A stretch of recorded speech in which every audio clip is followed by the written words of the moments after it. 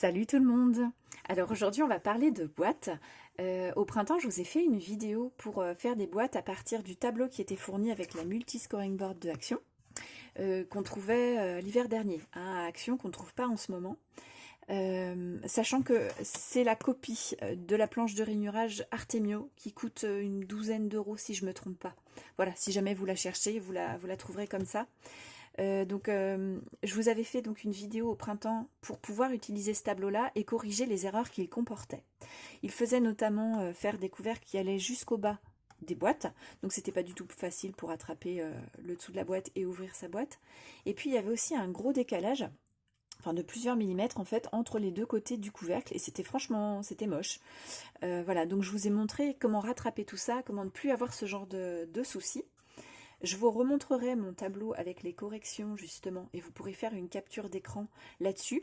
Mais aujourd'hui, ce qu'on va faire, c'est pour répondre à plusieurs demandes là, puisqu'on approche de Noël, c'est comment on fait une boîte avec les dimensions dont on a besoin, soit et qui ne sont pas spécialement sur un tableau de marquage. Voilà, partir des dimensions dont on a besoin. Donc vous allez voir, une fois que vous aurez compris, ça va aller tout seul. Je vais utiliser du papier, le papier le plus épais. Alors je vais prendre du craft pour que vous voyez bien mes plis. C'est le papier le plus épais qu'on a dans les blocs Action comme ça, là où on a du papier noir, craft et blanc dedans. Mais vous pouvez utiliser à partir du papier 180 grammes pour une boîte, c'est pas mal. Si vous voulez quelque chose de solide, partez sur du 220 quand même. Voilà, selon ce que vous allez mettre dedans en fait. Et donc ces demandes-là venaient du fait qu'on approche de Noël, donc, et ça peut être super bien pour emballer un petit cadeau, pour faire un envoi scrap aussi à une copine, enfin voilà, il y a c'est Mélanie je crois qui me parlait aussi de son calendrier de l'Avent qu'elle voulait faire avec des boîtes. Et on peut aussi, avec la multi-scoring board de Action, on peut aussi faire des ballotins d'ailleurs pour rappel.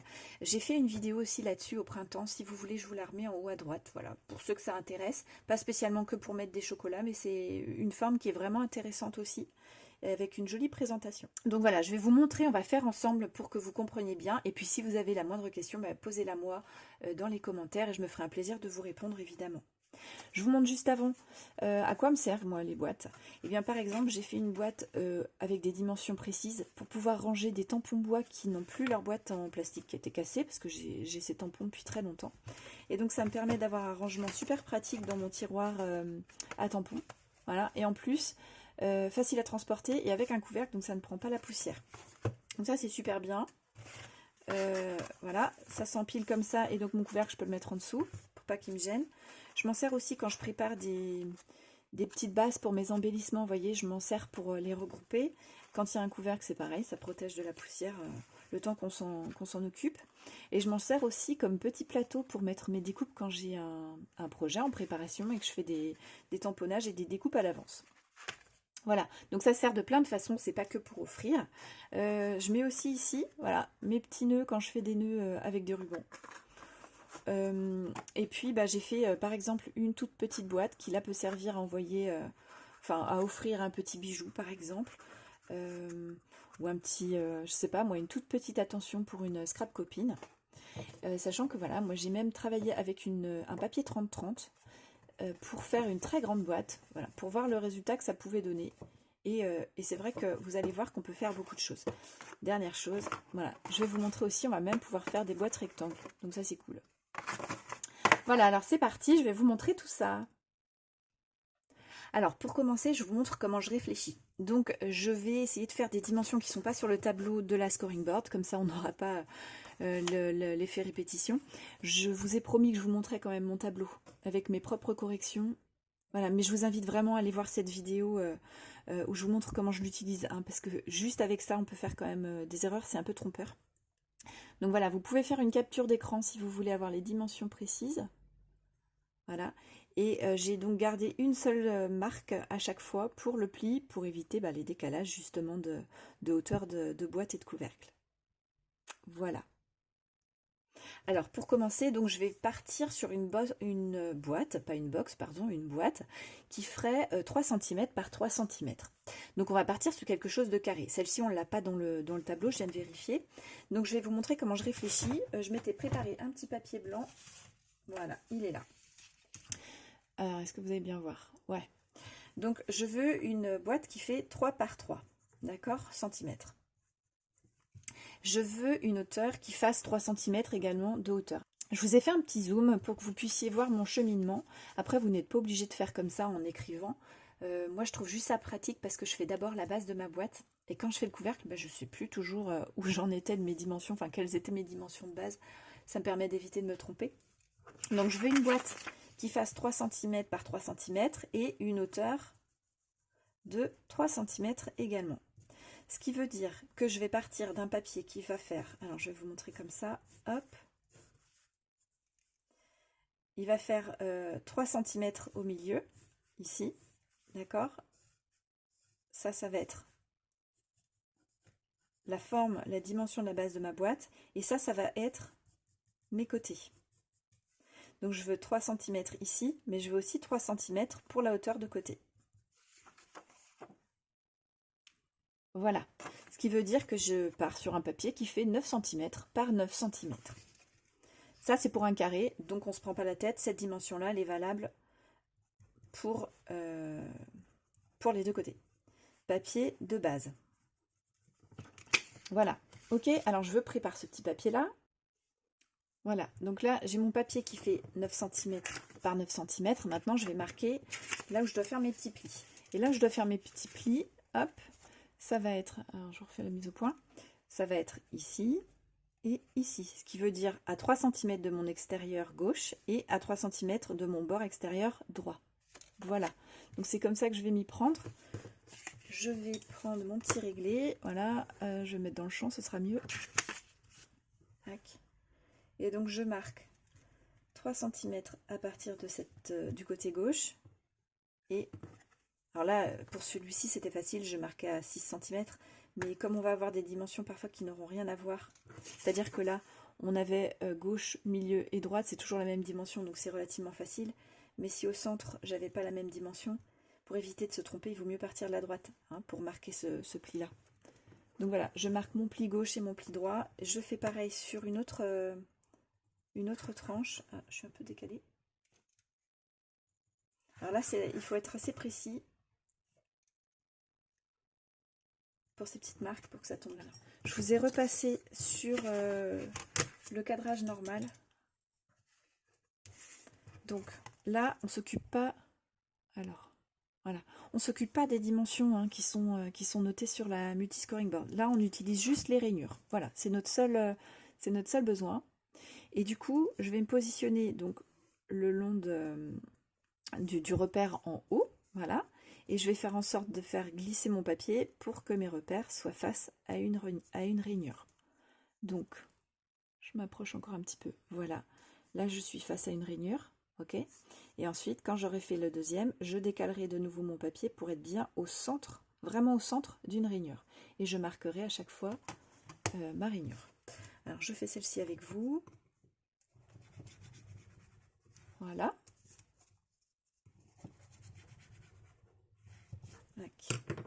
Je tourne mon papier et je viens faire pareil avec mes autres petites marques sur la tranche qui est perpendiculaire à la première. Voilà.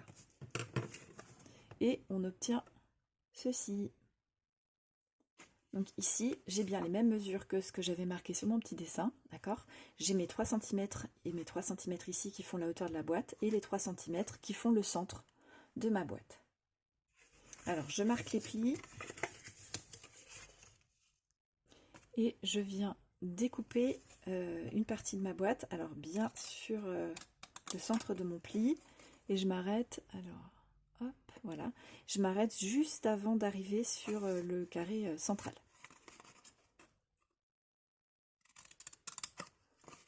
Alors je vais vous montrer ça, celle-ci on l'a fait ensemble. Voilà, ça donne ça. Et alors là, moi je vous conseille de cranter. Alors c'est-à-dire, je vais me mettre dans ce sens-là pour... Ouais, vous verrez mieux. Je vais cranter, c'est-à-dire que, voilà, je vais réduire la base, le dessous de ma petite patte qui va venir à l'intérieur de ma boîte. Je vais vous montrer, ça aidera la boîte à bien se fermer.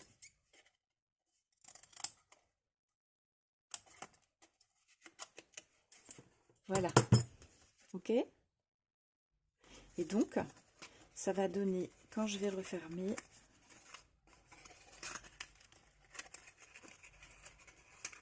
voilà, ça va donner ça. D'accord? Alors là, moi, je sens que j'ai des petits endroits où ça force, là, par exemple. Ici, celle-ci. Alors, est-ce que je vais m'approcher peut-être un petit peu? Cette pâte-là, vous voyez, elle force là. Donc, je vais la recouper en profondeur. Alors, pour gagner du temps, je vais toutes les recouper un petit peu en profondeur. C'est pas gênant, hein, c'est à l'intérieur de la boîte, ça se voit pas. On peut enlever juste 3-4 mm. Voilà, comme ça, je suis sûre que j'ai pas de problème pour fermer ma boîte. Et je remets mes petites pâtes à l'intérieur. Hop. Voilà. Et maintenant, il va s'agir de coller ça bien droit, c'est-à-dire avec un angle. Hop. J'essaie de faire ma mise au point. Voilà. Et donc là, maintenant, il va s'agir de coller ça vraiment avec un bel angle droit. Voilà, bien comme ça. J'ai l'impression que j'ai pas une bonne mise au point, que vous voyez pas bien. Ouais. Donc, bien droit, c'est ce qui fera la réussite de votre boîte, c'est ce qui fera qu'elle sera jolie. Donc moi je le fais d'habitude à la colle blanche. Il faut être un petit peu patient parce qu'il faut souvent attendre que le premier pli soit pris. Ou alors on peut mettre des petites pinces. Hop, elle a sauté. Des petites pinces comme ça pour bien tenir. Mais ce qu'il faut surtout, c'est que ce soit bien collé le long de l'arête. Voilà, pour que il n'y ait pas, vous voyez, un petit côté... Non, vous voyez pas bien, hein, j'ai vraiment un problème de mise au point. Pour qu'il n'y ait pas un côté, voilà, un petit bord qui se décolle, qui serait pas joli. Alors, voilà le résultat. Et donc sur la théorie, ça marche toujours très bien, mais sur la pratique, bon, on peut avoir parfois des surprises. Alors là, je vous montre, on a un très léger décalage. Je ne sais pas si vous allez bien le voir. Je crois que c'est pire. Hop, ouais, ici.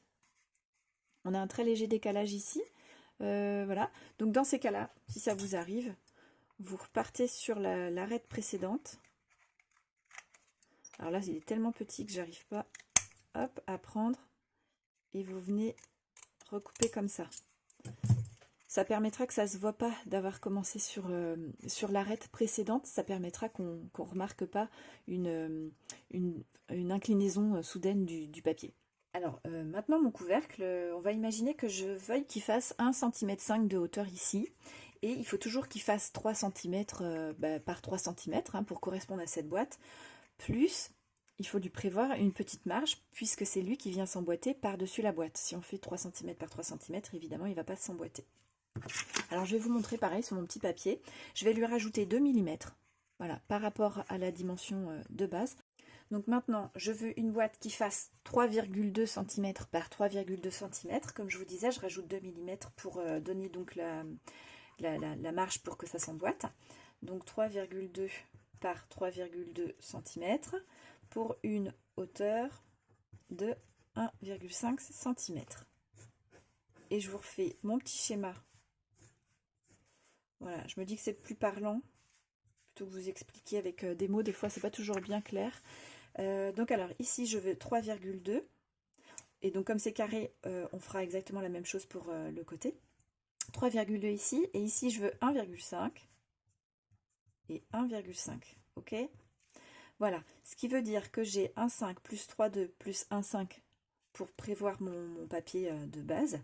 Il va donc faire 6,2 cm fois 6,2 papier de base. Donc ça c'était la base de la boîte.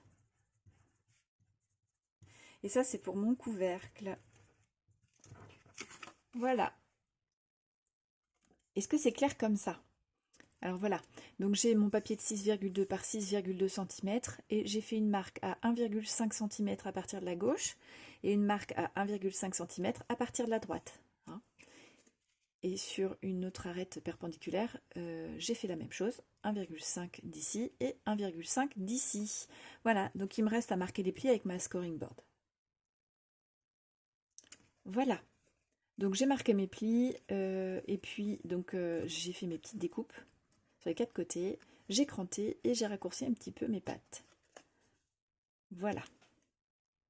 Alors à cette étape, avant le collage, moi je vous propose, parce que pour avoir testé, j'ai eu quelques ratés, hein, ça arrive de décaler un petit peu son pli ou d'avoir un petit couac dans ses calculs. Je vous propose de tester ce que ça va donner avant de faire le collage. Ça vous évitera de coller quelque chose et de perdre du temps pour un couvert qui ne va pas fonctionner avec votre boîte. Ça vous permettra de rattraper le coup. Donc voilà, j'ai plié, je le tiens avec mes doigts et je viens voir si ça fonctionne bien avec ma boîte. Alors forcément j'ai une petite patte qui se prend dedans. Voilà. Alors, remise au point. Donc voilà, là je vois que ça fonctionne. Ok, je vais pas avoir de problème. Je vais pouvoir faire mon collage. Voilà le résultat. Donc ça fonctionne très bien. Donc là aussi, hein, j'avais un petit décalage sur 2 arêtes. Donc j'ai recoupé. Alors, je vous en remontre une deuxième pour voir si vous avez bien compris, pour tout reprendre. Et puis après, ce qu'on fera, c'est que je vous montrerai pour une boîte rectangle. Comme ça, vous aurez tous les éléments. Alors là, par rapport à mon tableau de la multi-scoring board, je n'ai pas la boîte qui fait 9 par 9. Donc je vais faire une boîte 9 par 9. Donc, hop, je veux une boîte qui fasse 9 par 9 cm. Je vous refais le petit tableau, enfin le petit schéma. Donc on est toujours sur du carré. 9 cm. Et puis sur les bords, 2 cm. Ouais. Non, je vais mettre 2,5. Sinon ça va être trop bas. Voilà. Donc ça nous fait 2,5 plus 2,5 plus 9, on est à 14 cm. Pour la base. Et ça, c'est notre base de boîte. Ok? Alors, je prépare un papier de 14 par 14. Voilà, j'ai mon papier qui fait 14 par 14 cm. J'ai marqué un pli à 2,5 ici, à partir de ma gauche.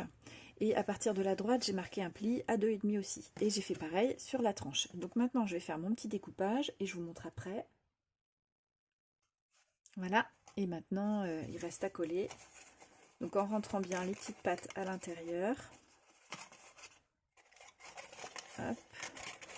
Voilà. Et en mettant tout ça bien à angle droit ici, là. Bien bord à bord. Donc voilà pour ma base de boîte. Maintenant, on va faire le couvercle. Donc on va rajouter 2 mm par rapport aux dimensions de base à obtenir par rapport donc à la base de la boîte. Donc on va vouloir obtenir 9,2 par 9,2 cm. Et puis pour la hauteur du couvercle, comme j'avais pas une base très haute, je vais faire 1 cm, je pense. Peut-être 1,5 cm. Ouais. Donc je vous dessine ça. Voilà, donc je vous l'ai dessiné. Donc pour mon couvercle, je veux 9,2 par 9,2 de surface. Je rajoute, donc c'est ma partie centrale, d'accord? Je rajoute 1,5 cm pour la hauteur de mon couvercle et 1,5 cm de l'autre côté, pareil pour la hauteur de mon couvercle, ce qui va me donner donc 12,2 cm au total. Donc, hop, 12,2 fois 12,2 cm pour la base de mon papier. Donc ça, c'est pour le couvercle.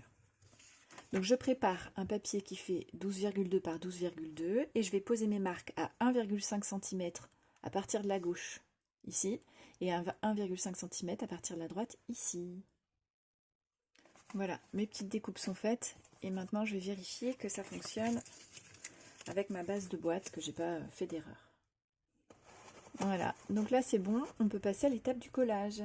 Donc voilà ma boîte terminée. Et voilà. Donc j'ai une boîte 9 par 9. Non, je vais vous montrer pour une boîte rectangulaire. Donc je vais utiliser du papier A4.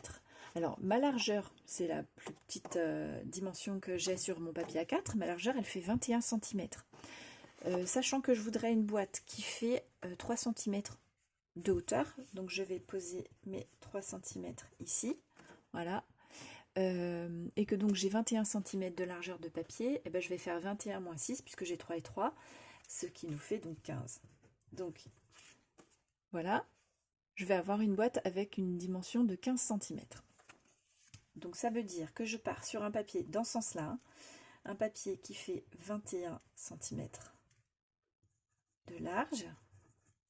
Et maintenant, pour ce côté-là, puisque j'ai mon papier qui fait 29,7, Je pense que je vais partir sur une dimension facile à maîtriser. Je vais prendre par exemple 28. Voilà, je vais juste couper une petite bande en haut pour arriver à la hauteur 28 cm. Donc 28 cm, sachant que je veux la même hauteur de boîte que sur le côté, sinon ça va être trop bizarre. Donc je vais avoir 3 cm plus 3 cm ici. Et donc comme je disais que j'allais prendre une hauteur de 28 cm, 28 moins 6 puisque j'ai 3 et 3, ça me fait 22 cm. Donc 28 cm de haut pour, comme base de papier pour 21 cm de large, ce qui devrait me donner une boîte qui fait 15 par 22 cm. Voilà, je vous montre ça d'un peu plus près. Alors j'ai écrit des deux sens. Voilà. Ok. Donc je prépare mon papier. J'ai retiré le zoom pour que vous voyez mon papier parce que là du coup il prend tout le champ. Si jamais vous êtes sur votre téléphone, il y a possibilité, vous savez, d'agrandir pour avoir la vidéo plein écran.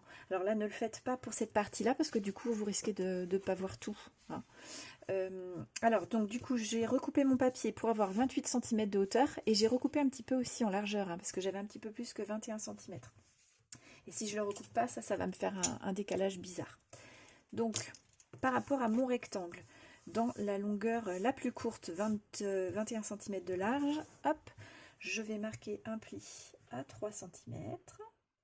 Voilà, à partir de la gauche et à partir de la droite. Vous avez compris hein, maintenant. Je marque 3 cm. Et puis dans ce sens-là, eh ben, je vais faire pareil, hein, c'est 3 cm aussi à chaque fois. Voilà.